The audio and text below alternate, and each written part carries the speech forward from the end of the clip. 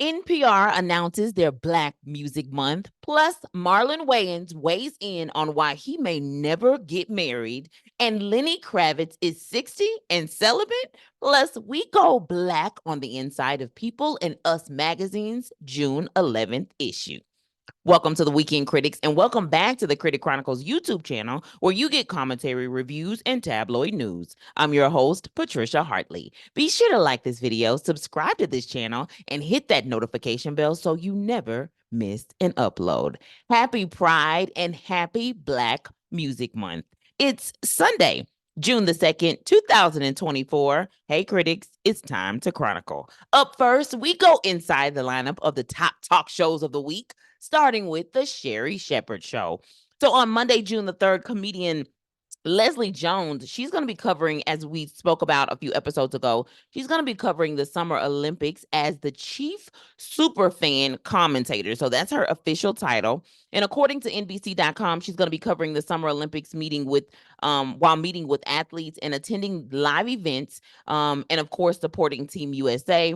If you remember back in 2016, she tweeted a lot about the Olympic Games and just kind of kept us entertained. She continued that on in 2020, and then now in 2024, she's going to be an official spokesperson.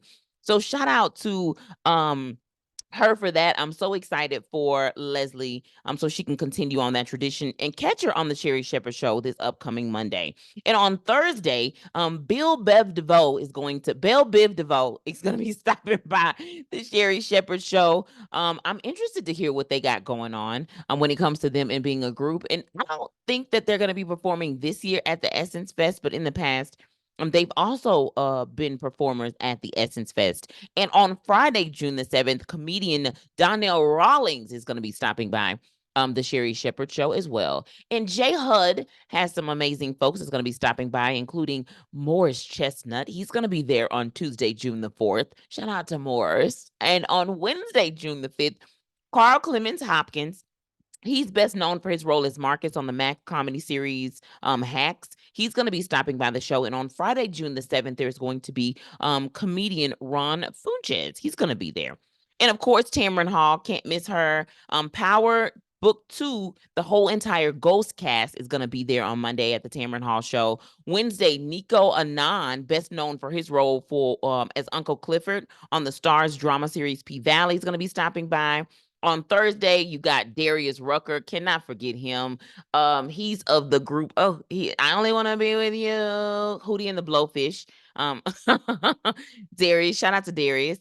And the Sisters cast is also going to be stopping by. And then on Friday, you got comedian Gerard Carmichael. He's also the one, he admitted to having a crush on longtime friend Tyler, the Creator. So he's going to be stopping by the show on Friday just to see Tamron Hall. And of course, Essence Fest. I have a few updates. We got some new additions since the last time I updated you about Essence Fest. Usher Raymond. I just want to get your attention. He's been added to the list. And quick note, just to let you know, Usher has won 8 Grammys. He won his first Grammy back in 2011 for You Remind Me, Best Male R&B Vocal Performance. And he also performed alongside James Brown at the 47th Annual Grammy Awards. Other artists that are actually going to be in attendance at Essence Fest that I don't think I said the last time, it's DJ D-Nice is going to be there. The Roots and Friends, Victoria Monet. So I spoke about Victoria Monet. She canceled a few appearances and performances this summer. But it does look like she's going to be in attendance at the Essence Fest, but also still, it sounds like she's set to appear on the BET Awards. It's going to be happening on June the 30th, which sounds like a good kickoff, right? So if you have June 30th, you got the BET Awards, and then you got the Essence Fest happening. I think it's July 4th through like the 7th, something like that, but it definitely kicks off on July the 4th. So kind of, right behind each other there. So I'm excited to see Victoria Monet perform and see, because she got all of the things during this year's Grammy Awards, and Victoria Monet has been one of those girls that we found out been in the game for a long time. So I'm excited that she's getting her flowers, and I'm encouraging her to continue to perform in spite of what might be happening out there. Okay. It's also supposed to be individuals like Busta Rhymes is supposed to perform. TGT, remember Tyrese, Genuine, and Tank? Thank goodness, because Tyrese, I don't know. Make sure he ain't skipping countries in order to avoid being served in terms of lawsuits. But they're supposed to be there performing. Jacquees, the king of R&B, as he named himself. I wouldn't say that that was his title, but that's what he says he is. He's also going to be there. And remember, he and his girlfriend, longtime girlfriend, which is the daughter of Coach Prime, Deion Sanders, DeAndrea Sanders, they are expecting a baby here soon. And going back to Tyrese and Genuine and Tank, I always thought that group was a very good idea. Some folks we've already mentioned as a reminder that's going to be at the Essence Fest includes Janet Jackson, Charlie Wilson, SWV, Frankie Beverly, and Maze. And I think Frankie Beverly is retiring.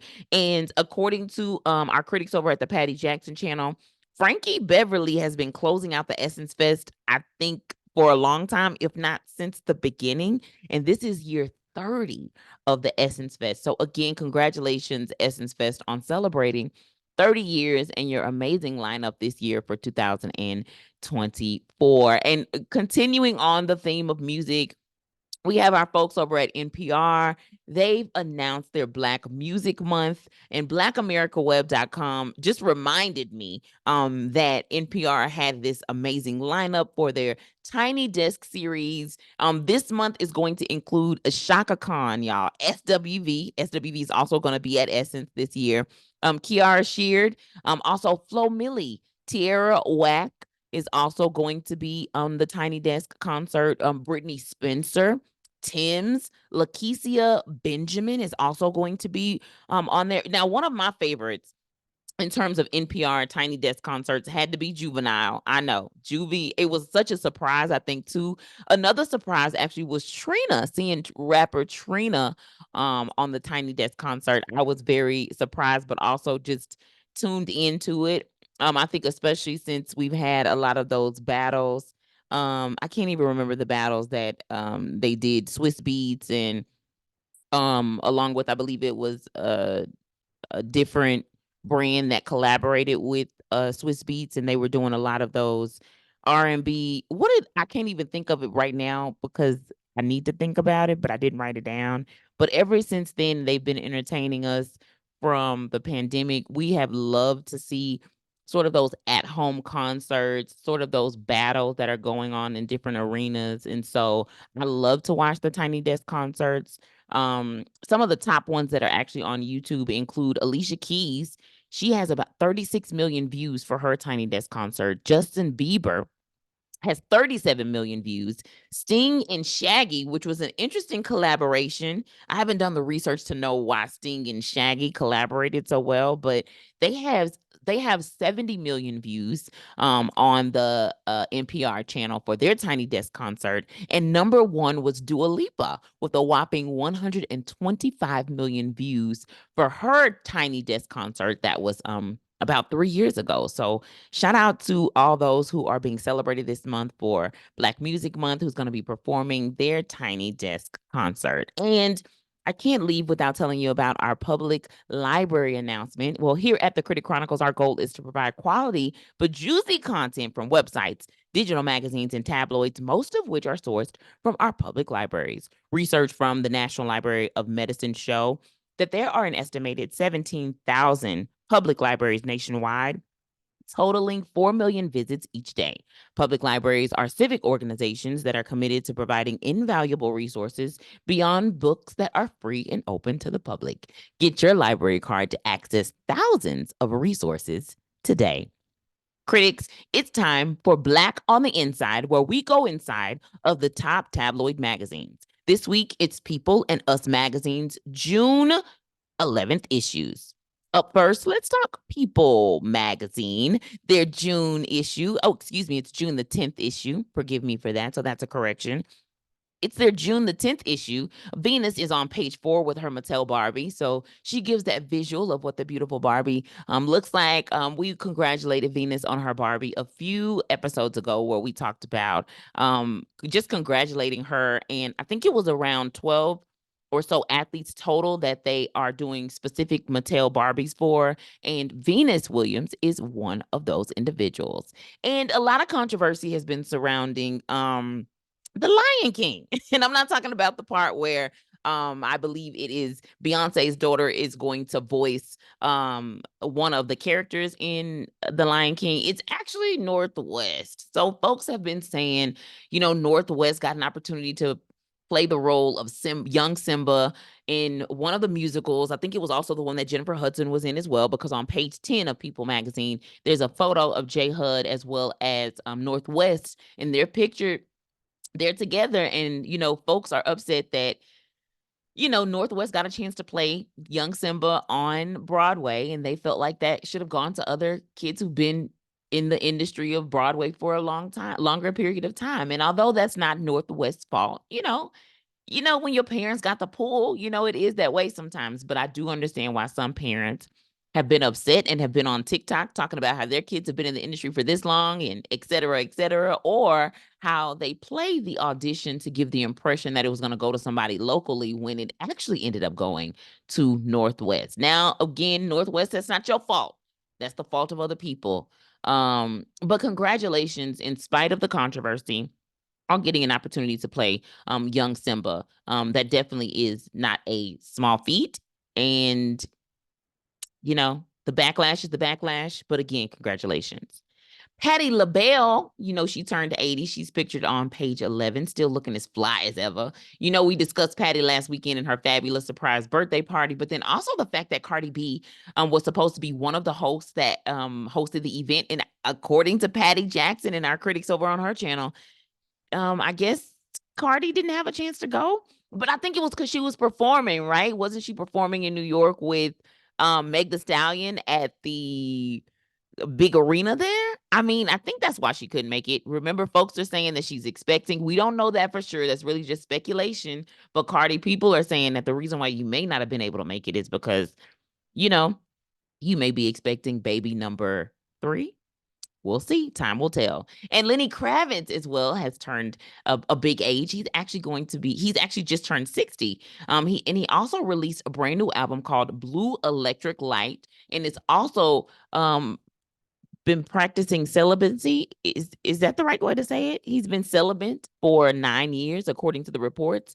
And maybe that's why some folks have wanted him, because it's been out there that folks like Mariah Carey, that was a couple of months ago, was maybe dating Lenny Kravitz. And then folks are saying that after the interview that Gayle King did with Lenny Kravitz, that now she was kind of flirting with him and hinting to him. But yeah, Lenny Kravitz, he's been celibate for 9 years and wanted to share that with everybody. And now all the women want you, Lenny. All the women want you. Lenny also has a very healthy diet, and he has a healthy workout regimen as well that he talks a little bit more about in many of the recent reports. But congratulations on your brand new album, Lenny, and on turning 60.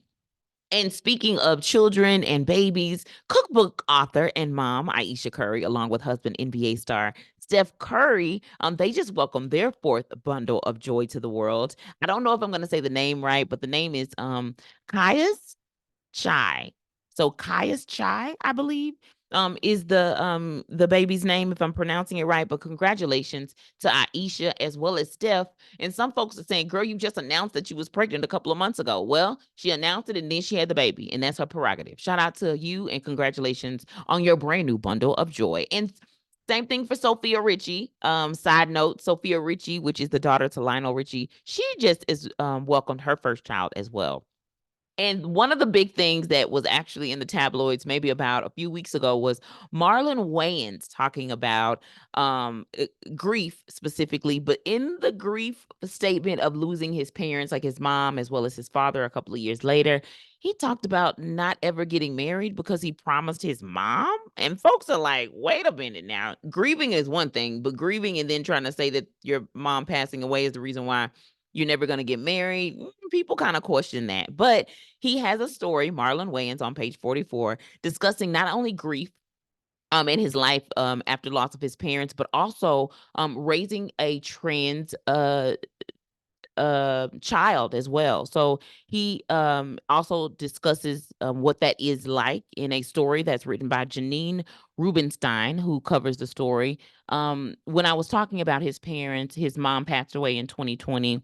His father passed away in 2023, and Marlon talked about how hard that was for him to not only deal with, but the heartbreak that brought along for him. He is the youngest son, I believe, in the family, and so that just had a very deep impact on him, and so much so that he said, in terms of marriage, he said he never married to show respect to his mom, but your mom recently passed away, I think, to some people. So they're kind of like, well, why didn't you get married before your mom passed away? So let's talk about that. Like, we know now you don't want to because of the passing of your mom, but prior to that, did you always feel that way? Or maybe it's the controversy surrounding the latest child that you just had because the lady wants, I think, child support or some sort of support. We won't talk about that. We'll leave that for another show. But you can check that story out on Marlon Wayans, and that's on page 44. And 30 Rock actor Titus Burgess actually comes on to page 58 with a nice spread talking about how good comedy can inspire social change. It's been a minute since I've seen Titus, so shout out to Titus. And in the June 10th issue of Us Magazine, Wanda Sykes talks about being mistaken actually for Lenny Kravitz, not only one time, but she says it happened twice. That's on page 6 of the Us Magazine issue, that June 10th. And she talks about how not only was it a surprise, but it happened, I guess, specifically in New Orleans. So yeah, I guess New Orleans is just one of those places where it happens sometimes. But Wanda Sykes talks about being mistaken for Lenny Kravitz, not once, but twice. And if you're looking to see inside the day of a life of an actress or a Disney veteran, you can check out Sky Jackson. She's on page number 23. She used to date the son of Solange Knowles, right? Didn't they have a little thing that happened between the two of them that caused some controversy between them, but it happened when they were younger. So they were, I think, when they were dating, they were like kids when they were dating. So whatever happened was like, okay, y'all were kids. Don't be putting that out there. Don't be putting that out there. So I don't know what's going on with Miss Sky and Solange's son, but I know that that is over. However, at one point in time, that was a thing. And Us Magazine gives a nice spread about Cassie and how she's putting some of the past behind her. That's actually on page 26. As a reminder, on May the 23rd, Cassie took to her Instagram to address the issues surrounding that 2016 video that surfaced of a domestic violence incident that occurred in the hallway of a now closed Los Angeles hotel between her and then mogul Sean Puff Daddy Combs, and that was her boyfriend at the time. So Cassie's statement can be found on our YouTube channel, and it includes the following information that just says, domestic violence is the issue. It broke me down to someone I never thought I would become. With a lot of hard work, I am better today, but I will always be recovering from my past. There's also a Rolling Stone article that does a very detailed job of outlining some of the past of hip hop mogul Sean Diddy Combs and the history that he's had behind his relationships with not only other women, but also individuals in the industry as well, dating back to even, it sounds like, college days when he was at Howard University. Congratulations to all of those who have been able to get out of those domestic violence situations, and our hearts go out to Cassie as well as she continues to heal from this traumatic incident that happened to her. For all of my Broadway fans, did you know that you can subscribe to BroadwayHD.com and watch hundreds of full-length plays? You can find more about that on page 29 of Us Magazine. And rapper E40 is on page 38, sharing a rapper's delight recipe called the mozzarella stuffed turkey meatloaf with barbecue sauce. Now, this recipe is also featured in the cookbook Snoop Presents Goon with the Spoon. Snoop always got some kind of something going on when it comes to like selling something, right? But Snoop Presents Goon with the Spoon, and that recipe by rapper E40 can be found in that book. Additionally, on page 43, Keke Palmer, Billy Porter, and Tiana Taylor, they give a much deserved sort of look inside of some of the folks that they think are some of Black music's top artists. And some of those folks include your folks like your Whitney Houstons, and you'll have to check out page 43 in order to find out more information on that. And if you missed yesterday's episode, or should I say Saturday, you can still catch it. Yesterday, we talked a little bit about Alfonso Ribeiro saying what he said about Tyler Perry, the 45th president of the United States, now a convicted felon. We weigh in on that. Plus, Mike Tyson postponed his upcoming fight, and we paid tribute to the mother of Michelle Obama, Miss Marion Robinson. Catch our exclusive Black on the Cover segments continuing throughout the month of June, and tune in all summer long where we plan to keep the critics satisfied through the weekend. Thanks for tuning in to the Critic Chronicles YouTube channel where you get commentary, reviews, and tabloid news. Be sure to like this video, subscribe to this channel, and hit that notification bell so you never miss an upload.